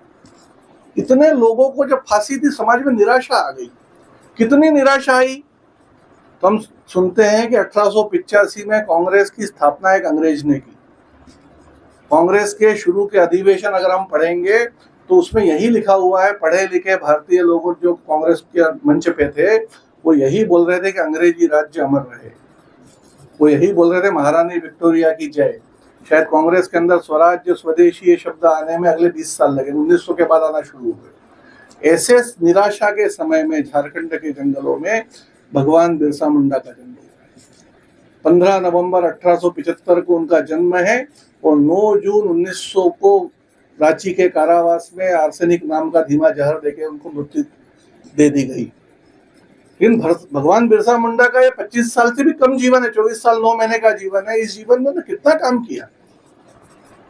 यानी जब 10वीं में पढ़ रहे थे तब ट्रांसलेटर के रूप में उनको उनके स्कूल के प्राचार्य ने खड़ा कर दिया। अंग्रेजों को ट्रांसलेट करना था। मुंडा सरदारों के बीच में जो बातचीत चल रही है कि मुंडा सरदारों को उनको जमीन खाली करा के विस्थापित करके चाय बागानों में भेजना था, क्योंकि झारखंड के जंगल पे कब्जा चाहिए था। जब बिरसा बीच में खड़े हुए तो 10वीं पढ़ने वाला बिरसा, 15 साल का बिरसा अंग्रेजों से पूछता है कि बिरसा, ये मुंडा सरदार गलत क्या कह रहे हैं? अगर ये अपने जंगलों को छोड़ना नहीं चाहते तो आप जबरदस्ती इनको क्यों भेज रहे हो चाय बागानों में? इस बात पे बिरसा को स्कूल से निकाल दिया गया, क्योंकि वो मिशन स्कूल था। बिरसा निराश नहीं हुआ, पढ़ाई छूटी, पर गांव गए। अपने परंपरागत ज्ञान का उन्होंने अध्ययन किया, जिसकी मैं बात कर रहा हूं। उस ज्ञान के बल पे लोगों की सेवा करने शुरू की, क्योंकि उस समय का वो समय था जब जंगल खाली कराने के लिए जब विस्थापन नहीं हो रहा था, तो यही अंग्रेज लोग झारखंड के उन आदिवासियों के बीच में चेचक और हैजा जैसी बीमारियां फैलाई जा रही थी। ये चेचक हमारे देश में नहीं था। सेवा बिरसा कर रहे थे उनकी, उन जड़ी बूटियों से कर रहे थे, उन मंत्र तंत्रों से कर रहे थे जो मुंडा समाज में पुराने समय से प्रचलित थे, जिसका अध्ययन उन्होंने किया। इसलिए लोगों ने कहा, ऐसे समय पे जब सेवा करते हुए देखा, एक 16-17 साल के लड़के को ऐसा देखा, तो लोगों ने कहा भगवान आ गया। तो इसलिए उनको बिरसा आबा ये लोग बोलने लगे, धरती का देवता है, भगवान ने, सिंह बोगा ने इनको यहाँ भेजा, ऐसा मानने लगे। लेकिन बिरसा यहीं रुके नहीं। सेवा करने वाले बिरसा धीरे धीरे करके समाज सुधार की बात करने लगे और एक समाज सुधारक बिरसा के रूप में 1-2 साल दिखे। बाद में जल, जंगल, जमीन और अपने अस्तित्व की रक्षा होनी चाहिए, इसलिए संघर्ष करने वाले बिरसा लोगों को दिखे। धर्म संस्कृति की रक्षा करना चाहिए, इसके लिए बिरसाइयत पंथ की स्थापना उन्होंने की और लोगों को दीक्षित करना शुरू किया कि आप बिरसाइयत में आइए। अपने परंपरागत न्याय के अनुसार लोगों को न्याय मिलना चाहिए, इसलिए उन्होंने अंग्रेजों के सामने मांग रखी 1895 में कि हमको हमारी मुंडा मान की पद्धति से न्याय देना चाहिए। आपके कानून हमको समझ में नहीं आते, आज भी समझ में आते, वकील को खड़ा करना पड़ता है हमको भी। हमारे गांव के कानून हमको समझ में आते हैं, एक सामान्य व्यक्ति को भी समझ में आते, वो लड़ सकता है, अपने लिए बात कर सकता है। हमको हमारी पद्धति से न्याय मिलना चाहिए। परंपरागत पद्धतियों की वकालत करते हुए बिरसा दिखे और आखिरी में देखते हैं तो एक क्रांतिकारी बिरसा के रूप में हम देखते हैं। तो इसलिए जब ये बात चली भारत में कि जनजातियों के लिए एक दिन होना चाहिए, जनजातीय गौरव को याद किया जाना चाहिए, तो बरबस ही एक ही नाम याद आता है, वो बिरसा मुंडा का ही याद आया, क्योंकि इसमें हम सारे लोगों को देख लेते हैं। जनजातीय समाज के समाज सुधारकों को हम बिरसा में देख सकते हैं, जनजातीय समाज के क्रांतिकारियों को हम बिरसा में देख सकते हैं, अस्तित्व की रक्षा करने के लिए अपने जंगल, जल, जमीन के लिए लड़ने वाले लोगों को हम बिरसा में देख सकते हैं। परंपरागत धर्म, संस्कृति और ज्ञान की रक्षा की आज हम बात कर रहे हैं, वो रक्षा करने वालों को हम बिरसा में देख सकते हैं। तो इसलिए कल हमने देखा कि अपने यहाँ भी दिल्ली में एक 20 फुट की बिरसा मुंडा की प्रतिमा, शायद सराय काले खां का नाम अब बिरसा मुंडा चौक होगा, ऐसा कल घोषणा की गई। बिरसा ये स्वाभाविक रूप से जनजातीय अस्मिता के प्रतीक बनकर उभरे और इसलिए आज के दिन, बिरसा मुंडा के जन्मदिन के दिन, हम इस बात के लिए इकट्ठे हुए हैं कि भारत में जनजातीय समाज का गौरव किस प्रकार का है। यह स्वयं जनजातीय समाजों को पहचानना पड़ेगा तो वो उसको बचा पाएगा। हम कह रहे हैं कि नॉलेज सिस्टम के तहत डॉक्यूमेंटेशन होना चाहिए, हम ये बात कर रहे हैं कि वो संस्कृति बचना चाहिए, कि वही हमारी मूल संस्कृति है। अन्यथा हमारी मूल संस्कृति म्यूजियम में चली जाएगी, अभी प्रैक्टिस में। हमारी न्याय व्यवस्थाएं बचना चाहिए, क्योंकि वो लोगों को न्याय बहुत जल्दी देती है, लेकिन वो व्यवस्था हमारे पास नहीं बची, हम भूल चुके हैं। वो वहां बची हुई है क्योंकि वो समाज प्रैक्टिस में ला रहा है, वो कम्युनिटी उसको प्रैक्टिस में ला रही है। हम कहते हैं कि हमारे यहाँ भारत में सामुदायिक जीवन था, परिवार जीवन था, आज खत्म हो रहा है, उसकी कोशिश कर रहे हैं बचाने की, पर दिल्ली में बचाना बड़ा कठिन है। वहां बची हुई है, पूरा गांव एक परिवार की तरह रह रहा है आज भी। तो इसलिए उनको बचा हम तब सकते हैं, या वो वहां के पढ़े लिखे लोग उसको तब बचा पाएंगे जब उसके प्रति गौरव का भाव होगा। अगर हम यही पढ़ाते रहेंगे कि वहां अंधविश्वास है, वहां अंधश्रद्धा है, वहां पर वो चीजें हैं जिससे आदमी 18वीं शताब्दी में चला जाएगा। मॉडर्न अगर होना है तो इन चीजों को छोड़ना पड़ेगा। अगर हम यही पढ़ाते रहेंगे तो वो संस्कृति बच नहीं पाएगी। और इसलिए उस गौरव को याद करना, आज की पढ़ी लिखी पीढ़ी को याद दिलाना, जनजातीय समाज ने भी समझना और बाकी लोगों ने भी समझना, उसके ऊपर अध्ययन करना, वहां देखने जाना। हम में से लोग कह सकते हैं कि दिल्ली में कहाँ हम जनजातियों को देखेंगे, लेकिन हम जा सकते हैं, दूसरे राज्यों में जाके जनजातियों को देखने जा सकते हैं, इंटर्नशिप करने जा सकते हैं, अलग अलग प्रकार से जाके उनको समझना वास्तव में ये आज की आवश्यकता है। आज के इस अवसर पर वैसे तो मैंने कहा था उन्होंने आधा घंटा बोलना है, पर मैं थोड़ा ज्यादा बोल दिया। अभी बोलना बहुत बाकी रह गया, लेकिन समय पूरा हो गया। आप लोगों ने दिल्ली में होते हुए भी इतने ध्यानपूर्वक सुना। बैठे हुए लोग पहले संकोच कर रहे थे कि नीचे बैठना है, लेकिन फिर भी बैठे रहे। थोड़ा पैर में तकलीफ हो रही हो, खड़े लोग भी खड़े हैं, जा नहीं रहे। इसका मतलब इतना सब करके आप सुन रहे हैं, इसलिए आपको भी धन्यवाद, आपके सारे कॉलेज के प्रशासन को धन्यवाद जिसने इस प्रकार का कार्यक्रम आयोजित किया, मुझे बुलाया, आपने इतने धैर्यपूर्वक सुना, इसके लिए धन्यवाद देते हुए मैं अपनी बात को समाप्त करता हूँ। सभी को नमस्कार।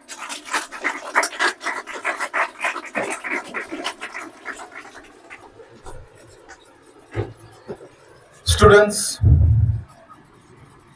and students especially at the back, please once again give a huge round of applause. Show your enthusiasm.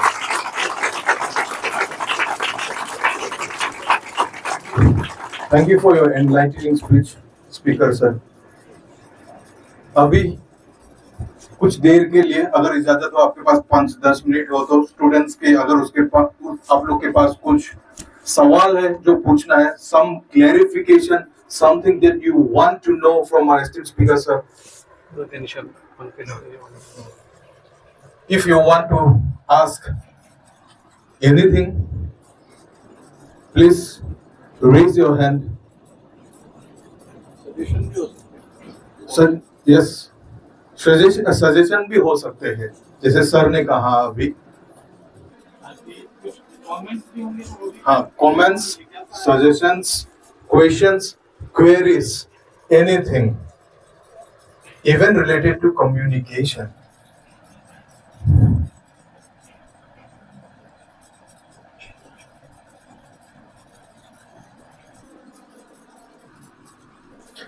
मेरा एक सवाल है सर आपके लिए, ये प्योर जिज्ञासा से है।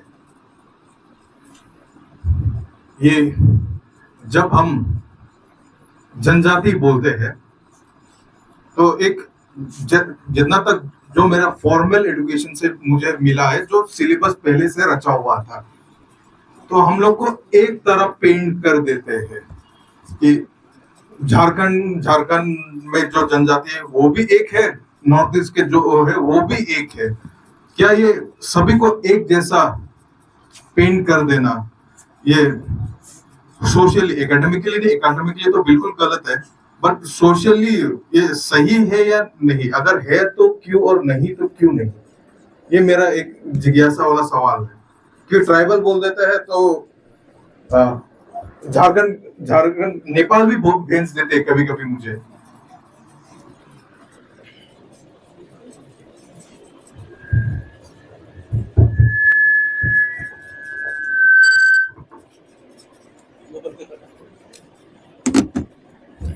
वो बंद करवा तो नहीं, फीडबैक ले रहा है।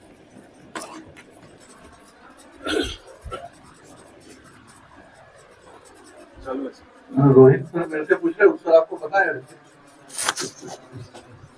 स्वयं प्राध्यापक है, स्वयं उस कम्युनिटी से आते हैं। वैसे भारत में हम बोलते हैं कि हमारे यहाँ विविधता में एकता है। हम विविधताओं को मान्य करते हैं और विविधताओं को अपनी ताकत मानते हैं। संसार विविधताओं को खत्म करता है, सबको एक सरीका करने की कोशिश करता है, तो ही वो एक रह सकता है। हमारे यहाँ ऐसा नहीं है। हमारे यहाँ विविधताओं का सम्मान है, हम ये मानते ही हैं, और इसलिए प्रत्येक जनजाति अपने आप में यूनिक है। उसका अध्ययन उस प्रकार से नहीं किया गया, ये एक बात है। और संविधान में एक वर्ग बनाया है, एक जाति नहीं बनाई है। चूंकि वो अलग से एक वर्ग बनाया है, एक सरी की उनको कुछ सुविधाएं, कुछ अधिकार दिए गए हैं, इसलिए वो एक वर्ग बना दिया गया है। वो एक जाति तो नहीं है, एक तरीके हैं भी नहीं, विविध रूप विविध चीजें हैं उसमें, सांस्कृतिक विशेषताएं भी बहुत अलग अलग मिलती है सभी दूर। तो इसलिए हम देखते हैं कि दो अलग अलग प्रकार की व्यवस्था है, कुछ 6 शेड्यूल में है, कुछ 5th शेड्यूल में, दोनों अलग अलग, अधिकार भी अलग अलग है दोनों तरफ। तो ऐसे विविधता तो है, और विविधताओं का अगर कुछ गड़बड़ हो रहा है तो ये जवाबदारी एकेडमिक्स की है, क्योंकि उसके ऊपर ठीक से अध्ययन होके ठीक से बताया नहीं गया है। ब्यूरोक्रेसी गड़बड़ करती है क्योंकि हमने उसको ऐसा समझा दिया है, पढ़ के हमारे यूनिवर्सिटी में से गया है वो व्यक्ति, कोई जुडिशरी में गड़बड़ हो रही है, ठीक समझ नहीं पा रहा है, इसलिए उसने निर्णय ऐसा दे दिया है, पर वो पढ़ा किसी कॉलेज में। हमको हमारा अध्ययन ठीक करना पड़ेगा, और वो ठीक तब होगा जब हम उसके बारे में भाव ठीक जगाएंगे, कम्युनिटी के बारे में ठीक भाव जगाएंगे, तो एक एक कम्युनिटी का ठीक अध्ययन हो जाएगा, उससे पूछेंगे। अभी ऐसा है कि उसको तो कुछ आता ही नहीं, वो तो आदिवासी है, ये मन में है, तो हम बताने जाते हैं उसको। हम कभी पूछने जाते हैं क्या? और पूछने जाते हैं तब उसके प्रकार से पूछते हैं क्या? तो क्वेश्चन लेके जाते हैं, उसको कुछ भी समझ में नहीं आता, हाँ कुछ कर देता है, और हम लिख देते हैं कि फलाने गांव में इस व्यक्ति से जाके मैंने पूछा और उसने हाँ कहा, लिख भी देते हैं। जो लिखा है वो उसको दिखाते हैं क्या कि हमने तुम्हारे बारे में लिखा है, सही है क्या?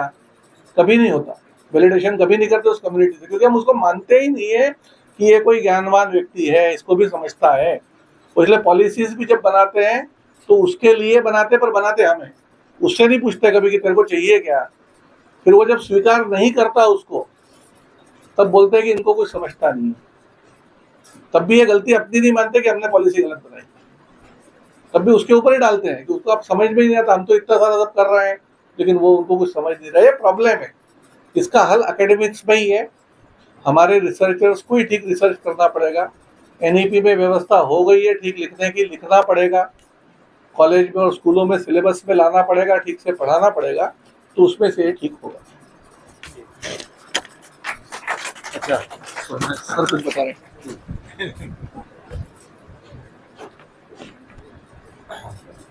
बहुत अच्छा सवाल रोहित जी ने पूछा कि और वैभव ने बहुत अच्छा उसका जवाब दिया। लेकिन बच्चे, मुझे लगता है कि आप लोग बहुत जल्द, आप लोग तो छोटे छोटे बच्चे हो, आपको मैं ले जाना चाहता हूँ 5 साल, जब मैं अपना स्कूलिंग शुरू किया 5-6 साल में, आप लोग अपना सारे इसी एजुकेशन सिस्टम से पढ़े हैं ना।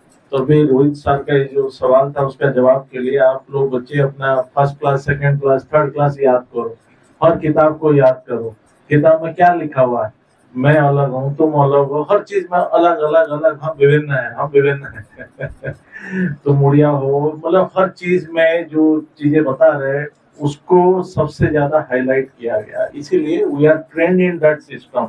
मुझे भी आश्चर्य होता था कि मुझे भी, मतलब उड़ीसा, मुझे कि दक्षिणी है कि साउथ इंडिया से हो, तो इस टाइप का सवाल जवाब आता है, जिसे मैंने अपने आप को नेपाली आइडेंटिफाई कर लिया, तो अजीब सा चित्र हो जाता है। छोटा सा बच्चा 5 साल का उम्र में, आयु में, या 6 साल का आयु में, उसको आप बार बार करके उसके दिमाग में प्रेशर करें कि मैं अलग हूँ, मैं अलग हूँ, ये अलग है।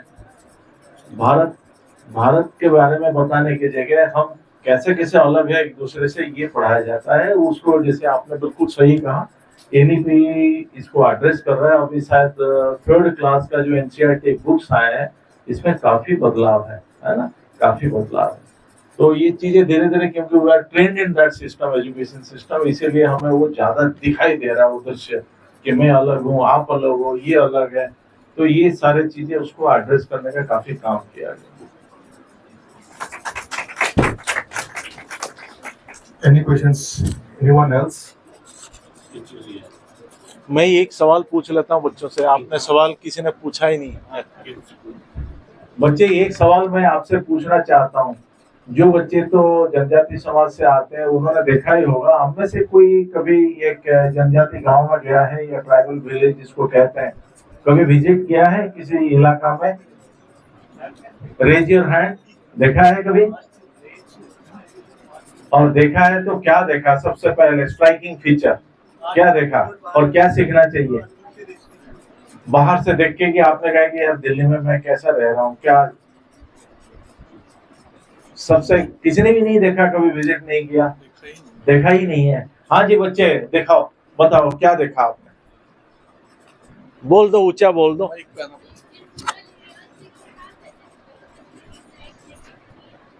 अच्छा, आपने यही देखा, इलेक्ट्रिसिटी वाटर फैसिलिटीज नहीं है। आपको सबसे ज्यादा कहा कि दिल्ली का दृश्य दिखाता हूँ, यहाँ का दृश्य दिखाता हूँ, वहाँ का। एजुकेशन बहुत अच्छी है। आपको अभी क्या सुना आपने, कम्युनिटी एजुकेशन की बात No, हो sir, रही। I am saying like in like village areas, education are not like much important over there, and not even good like Delhi. That's what I'm supposed to say. And even they don't have facilities over there. Like they have, but not that much. Like जनजाति we have समाज की over बात there. कर रहे हैं, tribal village देखा आपने? नहीं देखा आपने। Not तो like पहले आप दिल्ली में क्या देखा आपने? दिल्ली में चारों तरफ गंदगी है। जो सफाई स्वच्छता अभियान है ना, आप किसी एक विलेज में जाके देखो, क्या मजा आ जाएगा आपको। ये है जनजाति समाज का सफाई नंबर 1। ये तो दूर से दिख जाता है।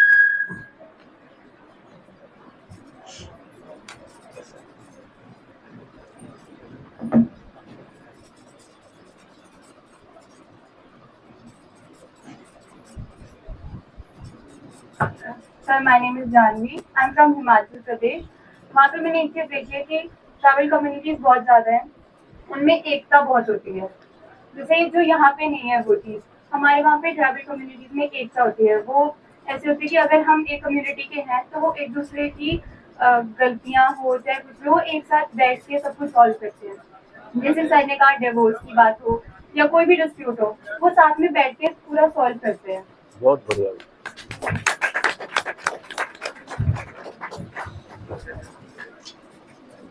Any other questions? Anyone else? मेरा प्रिंसिपल सर से एक सजेशन है कि हमें भी अपने कॉलेज की तरफ से डिपार्टमेंटल टूर रखना चाहिए, जिससे हम जनजातियों को समझ सकें और ट्राइबल्स ग्रुप में जाके उनसे नॉलेज ले सकें। बहुत बढ़िया सवाल, सुझाव है, बहुत अच्छा। रोहित सर को बच्चा का सवाल को आगे ले जाने के लिए आपको जिम्मेदारी मिलता है, ठीक है।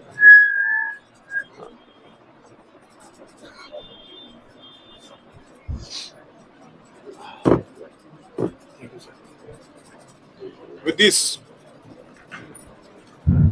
questions could be taken up later. Sir is short of time. He is an extremely busy man, both socially and academically. He is wanted in many places because of his vast source of knowledge, especially on Janjati communities from entire India.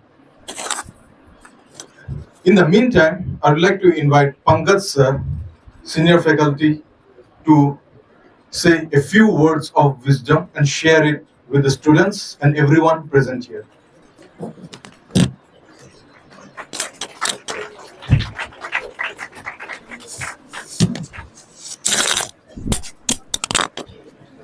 धन्यवाद जोरे। सबसे पहले वैभव sir का धन्यवाद, जो इतनी सहजता से और सरलता से हमारे बच्चों के बीच में अपनी बात को रखा इन्होंने। और जैसे प्राय देखा करता हूँ कि सेमिनार हॉल में ऐसी कंडीशन कमी आती है कि पूरा भरा हो और बच्चे खड़े होकर सुने, वो भी 1-1.5 घंटे। तो सबसे पहले धन्यवाद एक बार फिर से सर का, और प्रिंसिपल सर का जो इतना समय दिया अपना कीमती। कल ही मुझे मालूम पड़ा कि मुझे आना है और 2 दिन से थोड़ा अस्वस्थ चल रहा था। फिर मैं तैयार हुआ। मैं हिस्ट्री का टीचर होते हुए भी, स्टूडेंट होते हुए भी मैं सोचा था मैं काफ़ी कुछ बोलूँगा, लेकिन वो सब चीज़ें वैभव सर ने इतनी अच्छे से कवर कर लिया बिरसा मुंडा के पहले की घटनाओं को, कि ये क्वेश्चन एक स्वाभाविक रूप से उठने का होता है कि बिरसा मुंडा के पहले भी लोग थे, उनको क्यों नहीं ये पोजीशन मिली। लेकिन उनकी जो खासियत आज मैंने सर से सुनी कि पढ़ाई छूटने के बाद क्या किया जनता के बीच में जाके, तो निश्चय रूप से ही वो इसके हकदार हैं। और ये जो शुरू किया गया 2021 में हमारी सरकार ने शुरू किया, ये 4था वर्ष है इनका मनाने का। और मैं अपने से कोरिलेट कर रहा तो मेरा भी नवंबर 75 का है। 100 साल मतलब बड़े हैं, सीनियर है बिरसा मुंडा जी। मैंने सोचा मैंने क्या किया क्लास के बच्चों को कुछ बताने के अलावा। मेरे अंदर भी एक अघोषित जो है जिम्मेदारी, लाइबिलिटी आ गई है आज, कि मैं भी कुछ ऐसा करूं कि ध्यान रहे। तो बिरसा मुंडा के बारे में ज्यादा क्या बताऊं, सर ने बताया ही है। और इतना कहना है बच्चों आपसे कि हम लोग जब पढ़ते थे तो इन लोगों का नाम कहीं दूर दूर तक नहीं सुना था। एक यूपीएससी की तैयारी के लिए, स्टेट सिलेक्शन की तैयारी के पर्पज से हम लोग नाम जानते 2000 गाँव का।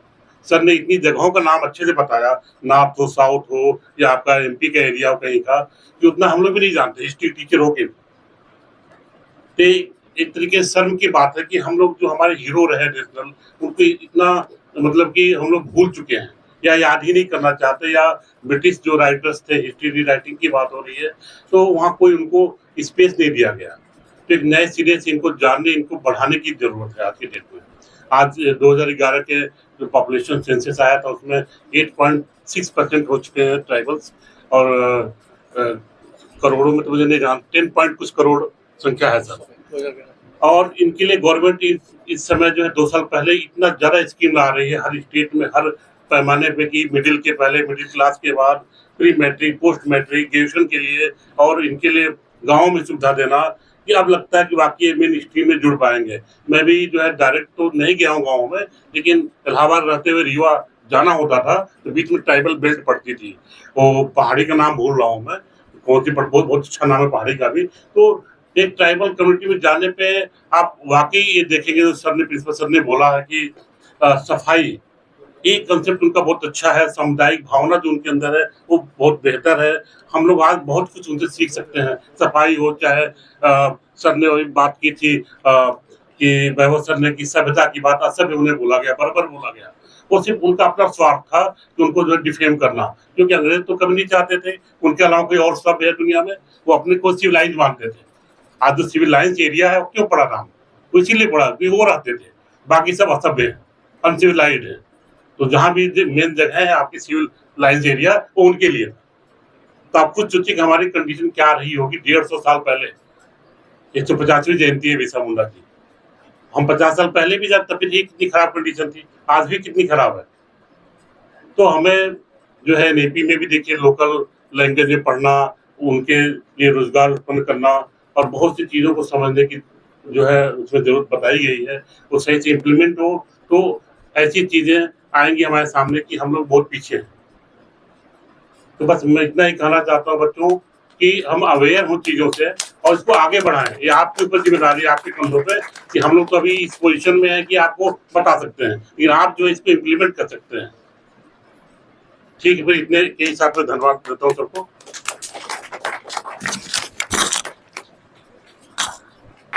I am extremely grateful to Pankaj sir to supplementing to whatever Sri Vaibhav ji has shared with us. At the same time, I would like to add something which history books written from a particular white perspective does to us. जो वैभव जी को तो बिल्कुल पता है, principal sir को भी पता है, ज्यादातर टीचर्स को पता है, लेकिन स्टूडेंट्स लोग ये बात नहीं जानते। उसका एक एग्जांपल देता हूँ फ्रॉम माय ओन कम्युनिटी। 1850 में वीर संबोधन पोंगलो जी का जन्म हुआ था। वो मेरा डिमासा समुदाय से है और वो अंग्रेजों के खिलाफ लड़ा था। वो अपना स्मॉल गैंग ऑफ पीपल उसने इकट्ठा किया। मैं गैंग पॉजिटिवली यूज कर रहा हूँ। इकट्ठा किया to fight against the British, और हम लोग उसे वीर बुलाते हैं। और मेरा होम टाउन में उसका मूर्ति भी है, statue, and we pay reverence to वीर संबोधन पोंगलो। But during my advance education years, PhD कर रहा था, तो एक पर्टिकुलर हिस्ट्री बुक मिला, द नेम ऑफ विच मैं अभी याद नहीं कर पा रहा हूँ, लेकिन भी उस टाइम का पॉलिटिकल ऑफिसर, मतलब आजकल का डीएम या डिप्टी कमिश्नर ब्रिटिश था, उसने लिखा उस वक्त में, उसने वीर संबोधन पोंगलो जी के बारे में क्या लिखा, that he was a religious fanatic with his small group of fanatical worshippers. और ये book for almost till the 2000s PhD करने वाला लोग के लिए एक सेमिनल एंट्री टेक्स्ट बुक था, advance entry text book to understand the history, political history of north east India during British times. तो वो क्या देखेगा, सिर्फ ये दो शब्द, रिलीजियस फैनेटिक। तो ऐसे खिलवाड़ किया जाता है दिमाग के साथ, वो व्हाइट्स ने किया। जिसको हमें डीकोलोनाइज करना है। डीकोलोनाइज का बहुत अर्थ पता है, मतलब रिवाइंड करके हमारा दिमाग को वापस से इंडियन नॉलेज के प्रति देखे। हमारे लिए वो वीर है, आप चाहे जो भी कहो। तो यही मैं कहना चाहता था। And this was my humble addition to the vast knowledge shared by Vaibhav ji and all other dignitaries present. And for the vote of thanks, I would like to call upon the dais Dr. Amit Kumar ji, who is an assistant professor in the Department of English. Please, sir.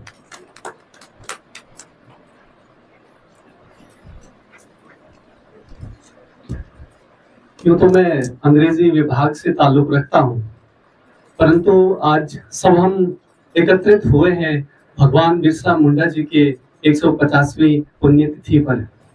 और मुझे लगता है कि उनकी भाषा तो मैं नहीं बोलता, लेकिन अगर मैं भारतीय भाषा में अगर ये धन्यवाद प्रस्तुति प्रस्तुत करूंगा तो मुझे भी सांत्वना और शांति मिलेगी कि मैंने भी एक श्रद्धांजलि अर्पित करी।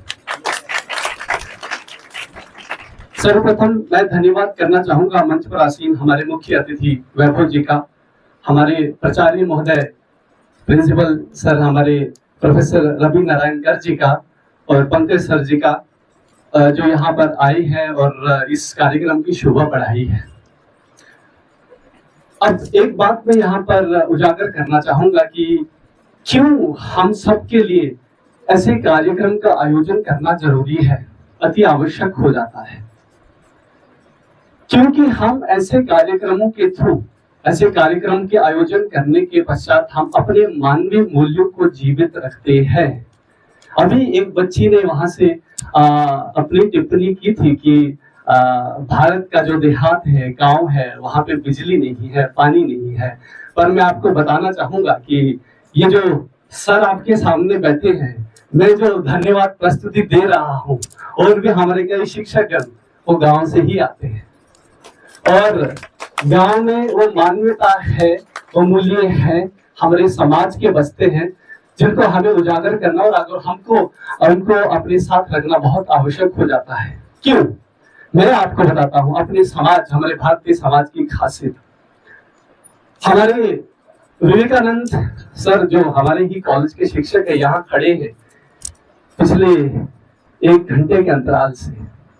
अगर हमारे गांव में आज भी कोई शिक्षक ऐसे खड़ा होता तो खड़ा हम रहने नहीं देते। ये मानवीय मूल्य हमारे गांवों में अब भी है। हम उस शिक्षक को बिठाते कि सर आपकी जगह ये है, और ये वीडियो तो एक शिक्षक के एक बच्चा भी वॉलंटियर्स हमारे पास बैठे हैं, और आपकी गलती नहीं है, आपकी कोई गलती नहीं। ये है वो अंग्रेजी शिक्षा प्रणाली जिसके माध्यम से हमने एक अंग्रेजी सामाजिक ढांचा भी अपने अंदर डाल दिया है, उस ढांचे को उतारना है। यही हमारा समाज है। वो आपने फिल्में तो बहुत देखते हैं ना आप लोग, आपने मणिकर्णिका फिल्म जरूर देखी होगी। उसमें एक बात है कि जो सब कुछ छोड़ के खड़ा है वो ही सबसे बड़ा है, और यही भारत है। ये जो सामने बैठे हैं यही भारत है। सब छोड़ के बच्चे आए थे, देख रहे थे हमें कुर्सी कहाँ मिलेगी, कि कुर्सी छोड़ के खड़े हैं, कि बड़े हैं, कुर्सी पे बैठने से हम बड़े नहीं हो जाते। तो आप सबके लिए मैं दोनों हाथ जोड़कर आप सभी का अभिनंदन करता हूँ। यहाँ पर सभी छात्र छात्राएं और जितने भी यहाँ पर मुख्य अतिथि और मंच पर आसीन हमारे मेहमान, बहुत बहुत धन्यवाद। जय हिंद, जय Bharat.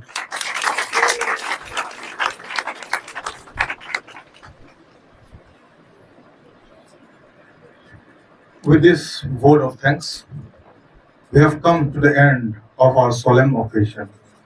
And Indian knowledge system और भारतीय होने के नाते ज्यादा अच्छा हिंदी तो मैं बोलता नहीं हूँ, मगर मैं खुद की भाषा मदर टंग में एक लाइन सबको बोलूंगा। मूल दिल का जो उद्देश्य वही है थैंक यू बोलने का। झूठाई अबाई राव हमारे राव निशे कृपो फाइबा आजांग राव ani buflung ani bhandao, my brothers and sisters, my fathers, my mothers, fathers, all of them to me.